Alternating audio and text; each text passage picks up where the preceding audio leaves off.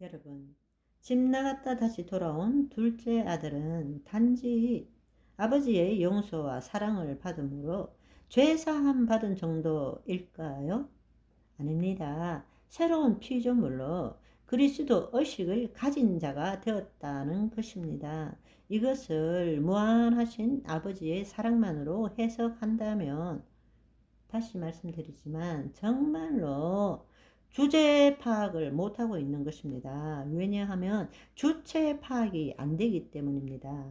하나님 나라 복음의 핵심은 주제 파악이 아니라 주체 파악을 할 때에 차원적으로 주제 파악도 할 수 있다라는 것입니다. 아멘. 그런데 이 주체 파악을 통해서 새로운 피조물로서 이 땅에 이 몸을 통해서 하나님을 경험하고 하나님을 이 땅에 드러내는 삶을 사는 것이 아니라 구원은 받았지만 여전히 거짓자가 주체가 되어서 주님께서 우리를 구원하시고 은혜를 베푸셨기 때문에 주의 뜻을 따라 말씀을 듣고 지키고 행하고 열심히 살아가야 된다라고 생각한다는 것입니다.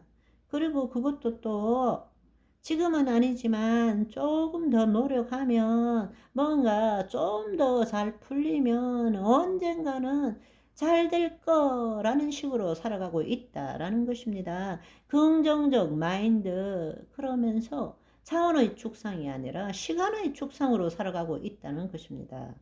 여러분, 주체 파악 없이 주제 파악으로 하나님 나라 복음을 성경을 읽으면 혼돈과 미혹밖에 없습니다. 여러분, 예수님께서 아버지 집으로 돌아온 이 둘째 아들이 어떻게 살아야 된다고 말씀하셨습니까? 그 문제에 대해서는 주님께서 많은 말씀은 하시지 않았습니다. 그냥 예수님께서는 내가 너희를 위하여 죽었고 너희도 그 죽음에 믿음으로 동참했기 때문에 거듭난 자로서 부활의 삶을 살아야 된다고 말씀하셨습니다. 그런데 그렇게 살기 위해서는 매일 내 안에 거함으로써 거짓 자를 부인하고 포기하는 삶을 살아야 한다. 그렇게 말씀하셨죠. 마태복음 16장 24절 귀에 딱지가 않도록 함께 읽은 말씀입니다. 이에 예수께서 제자들에게 이르시되 누구든지 나를 따라오려거든 자기를 부인하고 자기 십자가를 지고 나를 따를 것이니라 말씀하셨습니다. 그런데 너무나 재밌는 사실은 어떻게 그 구체적인 방법에 대해서는 알려주시지 않았습니다. 사실은 알려줄 수가 없었습니다. 왜냐하면 그때만 해도 예수님께서 십자가를 지시기 전이기 때문입니다. 성령님이 그들 안에 계시지 않았기 때문입니다. 그래서 더 깊은 진리를 말씀을 하셔도 우리는 감당할 수 없었기 때문입니다. 이 구체적인 방법은 성령님에 의해서 이 진리가 깨달아지고 체험되어질 때라야만이 경험하고 알 수 있기 때문입니다. 그래서 예수님께서 내가 아직도 너희에게 이를 것이 많으나 지금은 너희가 감당하지 못하리라. 그러나 진리의 성령이 오시면 그가 너희를 모든 진리 가운데로 인도하시리니 그가 스스로 말하지 않고 오직 들은 것을 말하며 장래 일을 너희에게 알리시리라 라고 말씀하신 것입니다. 집으로 돌아온 둘째 아들이 새로운 정체성, 하늘의 시민권을 가지고 이 땅에 파송받아서 어떻게 살아야 되느냐, 이 부분에 대해서, 이 진리에 대해서 가장 잘 깨달은 사람, 가장 잘 체험한 사람, 가장 정확하게 우리에게 전했던 사람이 누구입니까? 바로 사도 바울입니다. 사도 바울은 유대인이면서도 로마 시민권을 가진 자였습니다. 그는 율법 학자로서 이 히브리적 세계관에 정통했을 뿐만 아니라 동시에 그리스 로마 문화와 언어에 능통한 자였습니다. 그는 로마 시민권을 가졌기 때문이죠.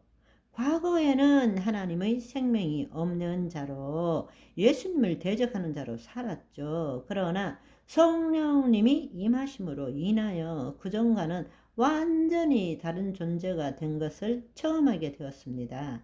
따라서 그는 자신이 누구인지를 분명히 알았기 때문에 영, 혼, 몸과 더불어서 성령의 역사와 진리의 말씀, 믿음, 마음의 관계를 누구보다 정확하게 이해할 수 있었던 것입니다. 그래서 사도 바울은 자신의 체험을 통해서 이 둘째 아들, 이 땅에 파송받아서 어떻게 살아야 되는지를 로마서에서 정말로 황홀하게 기록해서 우리에게 전해주고 있습니다. 핵심되는 내용만 한번 볼까요?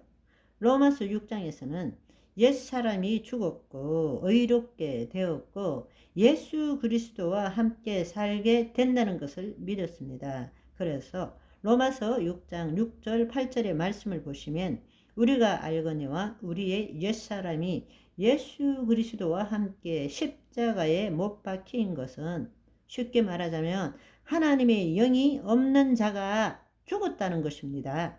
없어졌다는 것입니다. 새 사람이 되었기 때문이죠. 왜? 하나님의 영이 우리 안에 임하셨기 때문입니다.